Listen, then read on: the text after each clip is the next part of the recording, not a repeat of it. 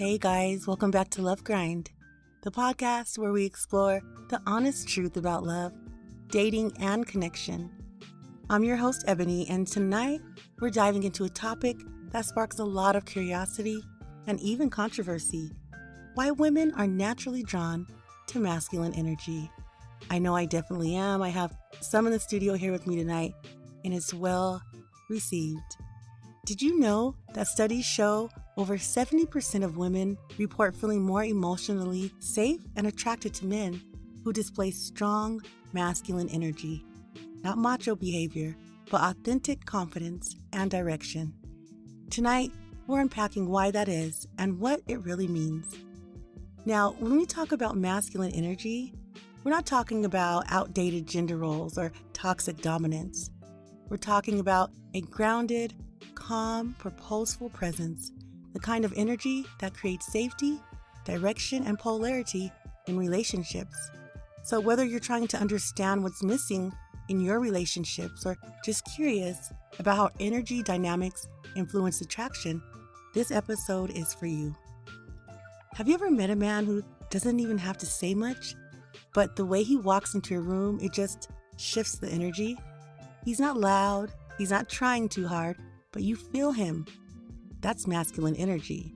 And the truth is, no matter how independent, ambitious, or evolved we think we are as women, there's something magnetic about it.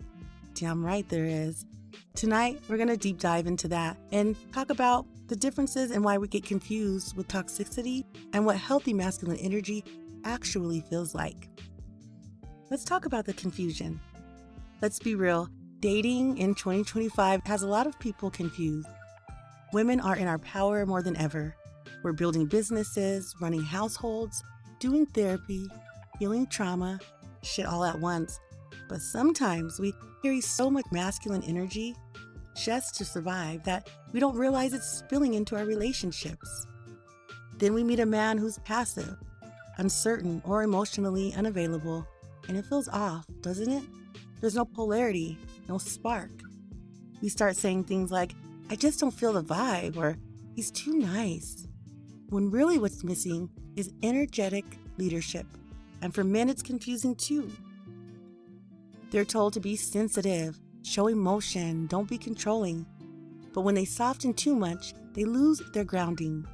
And women subconsciously stop feeling safe or attracted. The truth? We've swung the pendulum so far toward equality that we've forgotten equality and polarity are not the same thing. We can both be powerful, but still crave a dance where one energy leads and the other flows. What is masculine energy really? Masculine energy is calm, directional, decisive. It's the energy that says, I've got this. Not I'll control you, but you can relax here. It shows up in subtle ways: how a man handles conflict, how he makes decisions, how he protects peace in the relationship instead of adding chaos. It's in how he listens with intention, how he says, I hear you, and actually means it.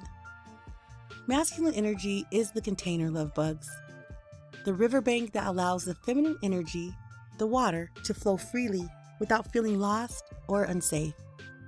And when a woman feels that presence, her nervous system relaxes. She doesn't need to overthink anymore or overperform or compete. She can just be.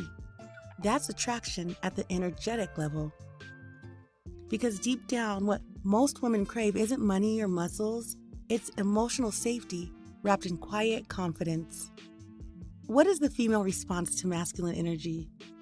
Giggling, eyelashes batting?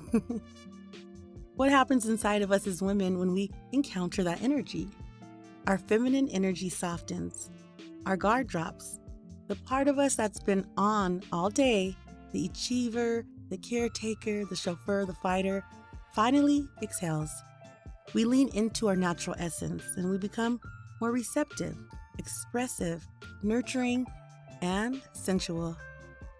It's not about submission, it's about trust.